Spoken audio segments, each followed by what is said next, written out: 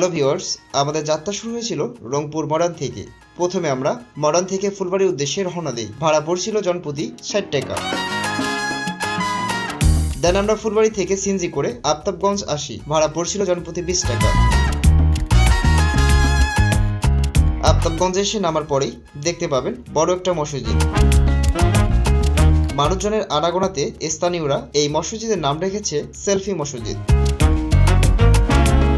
আফতাবগঞ্জ থেকে ভ্যানে করে আমরা রওনা দেই স্বপ্নপুরীর উদ্দেশ্যে। ভাড়া পড়ছিল জনপ্রতি ১০ টাকা।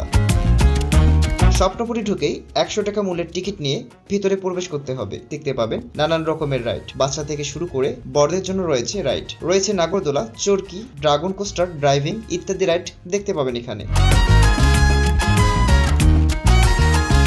এই পার্কের ভিতরে রয়েছে আরো ছোট ছোট বেশ কয়েকটি পার্ক। কীর্তি মূর্তি দেখতে পাবেন পুরো পার্ক জুড়ে। রয়েছে বিদ্রোহী কবি কাজী নজরুল ইসলাম ও রবীন্দ্রনাথ ঠাকুরের মূর্তি।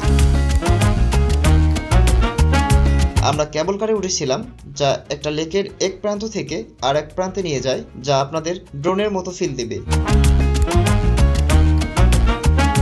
ড্রাগন কোস্টারে ওঠার জন্য আপনাকে ৫০ টাকা চার্জ করতে হবে, তবে এখানে উঠে আপনাকে সাবধানের সহিত ধরে রাখার চেষ্টা করতে হবে। এখানে রয়েছে টার্গেট করার জন্য বন্দুক, ১ ডজন করে নিয়েছিল ৩০ টাকা। ঘোড়ার গাড়িতে ঘুরতে পারবেন নির্দিষ্ট একটা জায়গা। মোটামুটি অনেক বড় একটি পার্ক, একের ভিতর সবকিছুই আছে। সময় স্বল্পতার কারণে পুরো পার্কটি ঘোরা পসিবল হয়নি। নেক্সট টাইম আসলে পুরো পার্ক ঘুরে দেখাবো। দেখা হবে পরবর্তী ভিডিওতে। Thank you. Like, comment, subscribe করতে ভুলবেন না।